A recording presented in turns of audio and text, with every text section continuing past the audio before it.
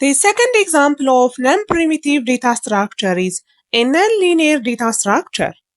Let's begin with a tree. A tree is a hierarchical structure composed of nodes connected by edges. Each tree has a root node, which serves as a starting point, a leaf node, which serves as the end point, and it can have multiple child nodes. Now, let's look at some common types of trees. First, we have a binary tree. In a binary tree, each node has at most two childs. These are referred to as the left and right child.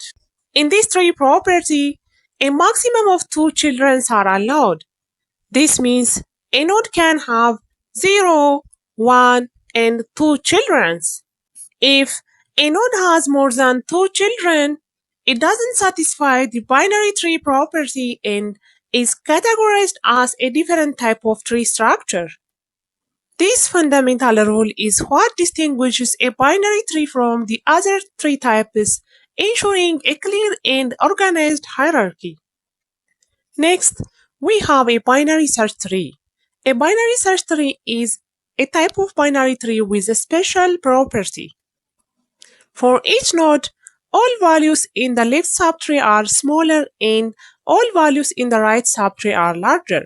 Next, we have a balanced tree.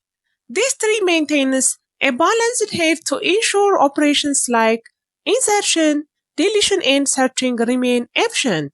The best example for balanced tree is an AVL tree. Finally, we have a heap. A heap is a special tree-based structure that satisfies the heap property, which means the elements in the tree are arranged based on the maximum priority, which is known as max heap, and based on minimum priority, which is known as min heap.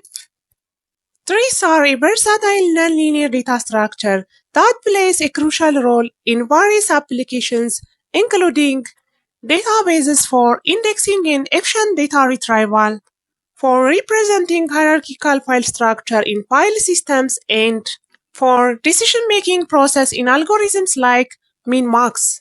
Let's move on to another important nonlinear data structure, graph. A graph is a collection of nodes called vertices which is connected by edges. Unlike trees, a graph can have a number of edges between nodes, and they can also contain cycles, which makes them much more flexible. There are several types of graphs to consider. The first one is directed graph. In this graph, edges have a direction indicating a one-way relationship between vertices. For example, in a social network, a directed graph might represent a follows relationship. Next, we have undirected graph. Here, edges have no direction, meaning the relationship is two-way. Moving on to weighted graphs. In weighted graph, edges carry weights or costs, indicating the distance to travel from one vertex to another vertex. Think of a map where edges represent roads with distances. Finally, we have unweighted graphs. These graphs do not have weights on their edges, treating all connections equal. Graphs are a versatile and powerful data structure that allows for complex relationships and interactions, including modeling relationship between users on social network, used in GPS navigation and network routing, on routing algorithms, and on recommendation systems connecting users to products based on shared interests. Let's look at the illustration that summarizes the different types of data structures.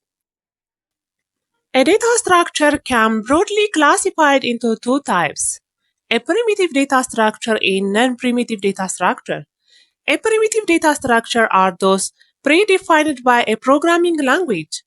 An example: integer, float, characters, and booleans. And a non-primitive data structures are more complex and used to store multiple values. Based on the arrangement of data members, a non-primitive data structure can also be categorized into two: linear and nonlinear data structures. In linear data structures, the data members are arranged sequentially. Any operation can be performed in a sequential order. The most common linear data structures are arrays, linked lists, stacks, and queues. The second type of non-primitive data structure is nonlinear data structure. Here, the elements are not arranged in sequential order. The best example is a tree and graph. Understanding the different classification of data structure is crucial for selecting the appropriate data structure for specific tasks, optimizing performance, and improving data management in programming. Thank you for joining me on this journey through data structure.